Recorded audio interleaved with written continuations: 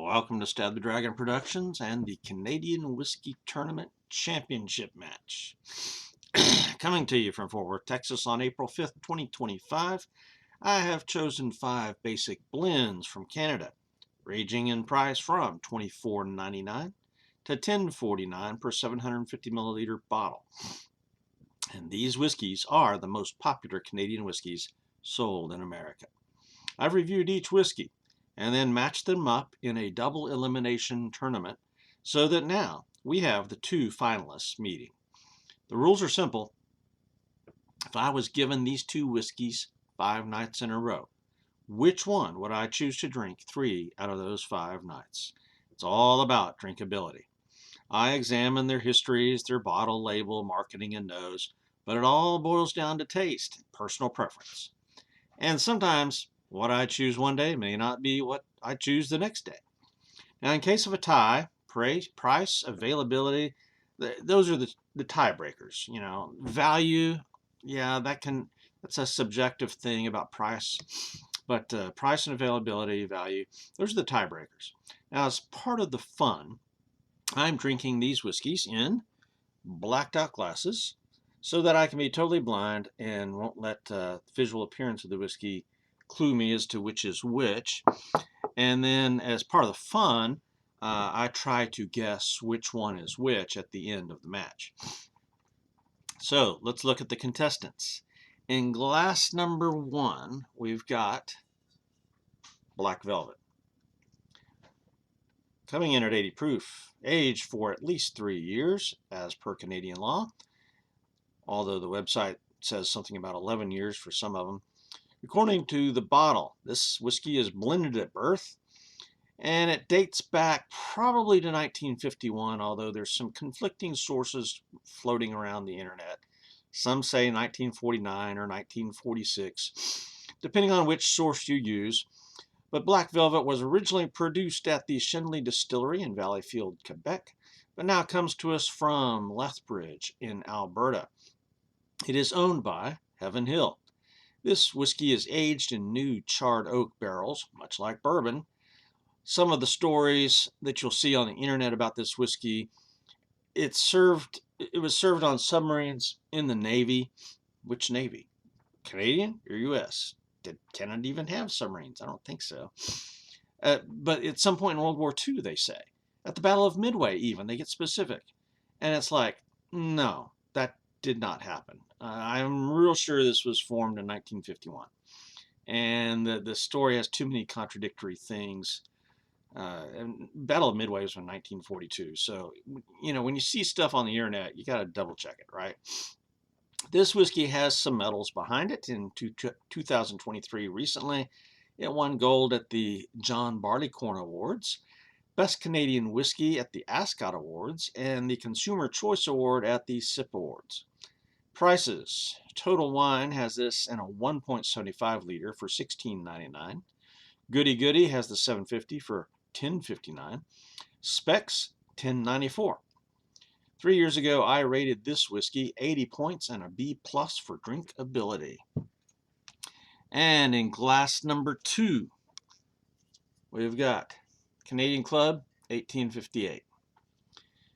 And this whiskey stretches back to the year 1858 when Hiram Walker, an American, perhaps one of my distant relatives, in Detroit, Michigan, began distilling, but his activities were frowned upon by the local government that was already practicing some form of prohibition.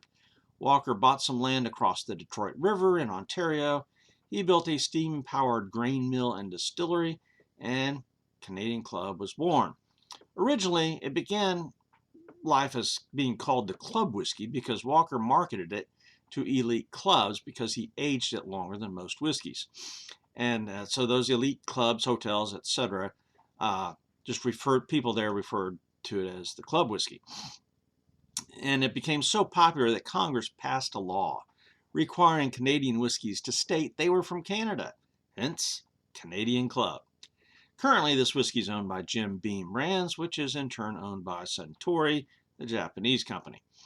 This whiskey weighs in at 80 proof and is non-age stated, but by law, again, the youngest whiskey in here is 3 years old. I'm sure it's got some that's much older. This is a blend of corn, rye, malted barley. It's cost in Fort Worth in January of 2025. Goody Goody had it for $10.99. Specs $10.49. Total Wine $12.99 for a liter. My tasting notes are: this is a moderately sweet, more oaky whiskey with hints of maple syrup, tobacco, and leather. Corn, some spiciness from the rye. My score for this whiskey was an 80 and drinkability an A-. Over the years, it has frequented the bottom half of the top 20 whiskeys sold in America, and it does have a royal warrant. On to the contest. For history, I award the prize for history for Canadian Club. It's got a much more clear history. It's older, certainly. The Black Velvet's got a little checkered past going on there.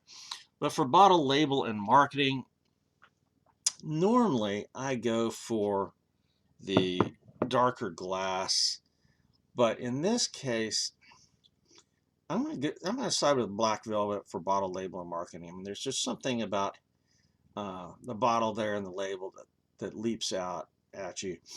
So I'll give the and as far as marketing goes, I mean, I remember Black Velvet ads from when I was a kid.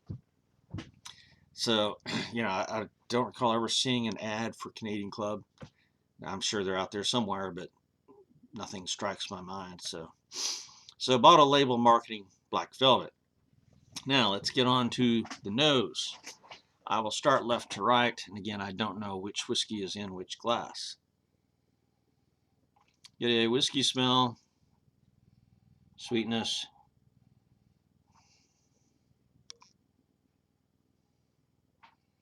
My nose hardly works, so nosing whiskey is a challenge. The one on the right,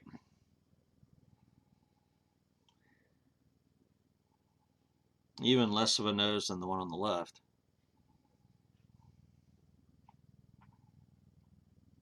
I'm going to say the one on the left has the better nose.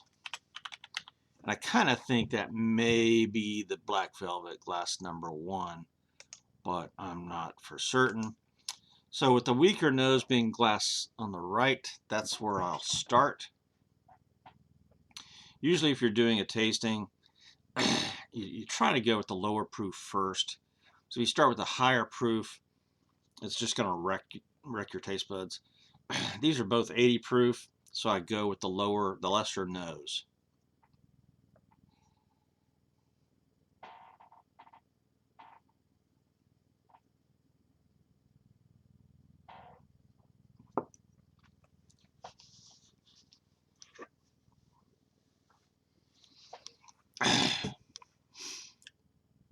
This may be a really difficult blind challenge, but that one I kind of think was glass number 2, because I was getting just a little bit of barrel, some leather tobacco notes there. It's a very pleasant whiskey. It's mildly sweet. It's not overly sweet. A little bit of hints of maple going on there, which with Canadian whiskeys, you can have some additives. You can, put some whiskey in a barrel that had maple syrup in it, and that's good. They're good with that. And I think, I don't know if they actually do that. Maybe it's just my mind. I don't know. But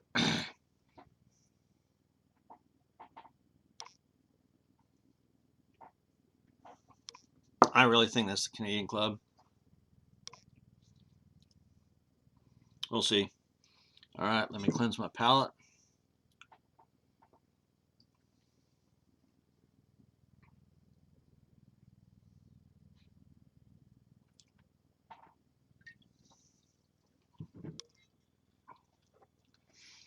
All right, we'll go to the one on the left. Now, one of the things that's going to make this so difficult is I actually really like both of these.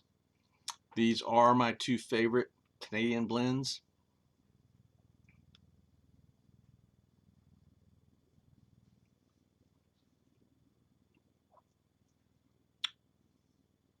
Wow. I'm pretty sure that was glass number 1 of Black Velvet. Black Velvet's a little bit sweeter, maybe.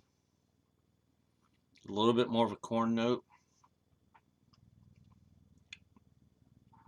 Not really getting the tobacco leather notes. This is going to be hard.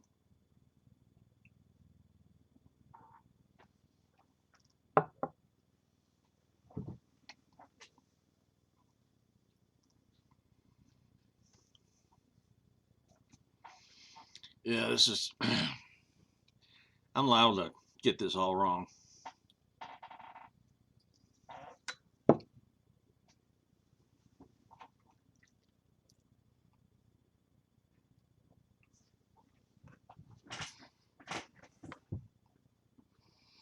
All right.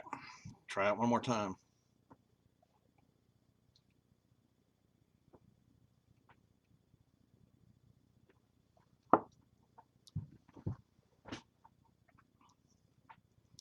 And I legitimately do not know. My taste buds are so confused at this point. These are more similar than I anticipated.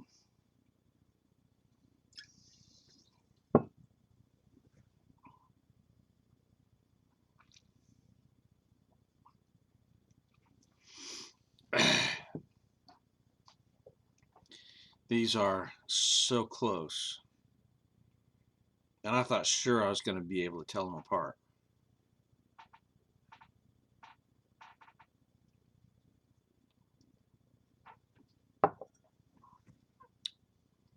Wow.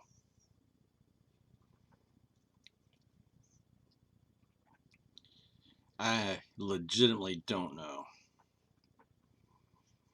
Not only can I not tell them apart, I'm not sure which I like better. This may end up going down to the tiebreaker. I think the glass on my left is number 1 Black Velvet, but I'm really not sure. It is number 1. Glass number 2, Canadian Club. There we go. But determining a winner, I think I'm going to declare a tie. Boy, is that ever chintzy in the championship match. But here you go. That's why we have a tiebreaker. So, which one is the lower price? $10.59 for Black Velvet. $10.49 for Canadian Club. 10 cents difference. And prices change all the time. For 10 cents, Canadian Club 1858 is the champion of my Canadian whiskey tournament. There you go. I'm aghast that I could not tell the difference between these whiskeys. I thought going in, oh, they have very distinct taste profiles. Come down to it, my taste buds fail me. I am humiliated in front of my vast internet audience. Okay. Well, the taste is a tie. Mouthfeel, burn, and finish was so close. It was a tie. But the winner is determined by the price, and that is Canadian Club. I did guess correctly, which was which, but I mean, that was a guess. It was not like, oh yeah, I really figured it out.